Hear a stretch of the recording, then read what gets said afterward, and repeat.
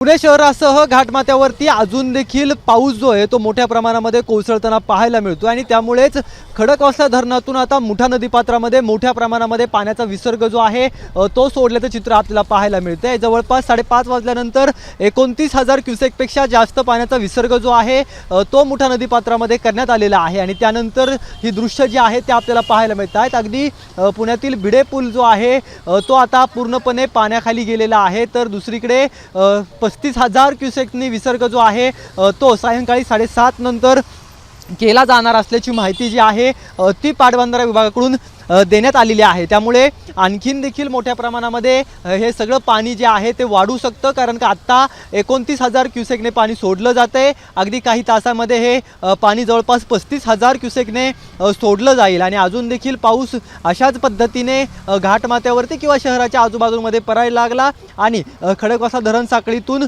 पाणी जे आहे ते विसर्ग करावा लागला तर आणखीन विसर्ग जो आहे तो जवळपास 45-50,000 क्युसेकपर्यंत वाढवला जाऊ शकतो, अशा प्रकारची माहिती जी आहे ती दिली जाते। नदीकाठच्या राहणाऱ्या लोकांना जे आहे तो सतर्कतेचा इशारा महापालिकेच्या वतीने असेल किंवा विविध विभागाच्या वतीने देण्यात आलेला आहे। मागे काही दिवसांपूर्वी पुण्यातील सिंहगड रोड परिसरातील एकता नगरमध्ये देखील पूरस्थिती जी आहे ती पाहायला मिळालेली होती, त्यामुळे त्या भागामध्ये देखील सगळ्या आपत्ती नियंत्रण कक्षाचं जे आहे ते लक्ष लागलेलं आहे, कारण का जर का पाण्याचा विसर्ग वाढवण्यात आला तर रहिवाशांना तेथील किंवा दुसरीकडे जे आहे ते स्थलांतरित करावं लागू शकतं। त्या दृष्टीने तयारी जी आहे ती देखील केली जात असल्याचं चित्र पाहायला मिळतंय। परंतु सध्या पाऊस थांबत नसल्यामुळे आणि धरणामध्ये पाण्याचा साठा मोठ्या प्रमाणामध्ये वाढत असल्यामुळे मोठं पाण्याचा विसर्ग जो आहे तो मुठा नदीपात्रामध्ये सध्याच्या घडीला जो आहे तो केलेला आहे। त्यामुळे आगामी काही तासांमध्ये जर का पाऊस किंवा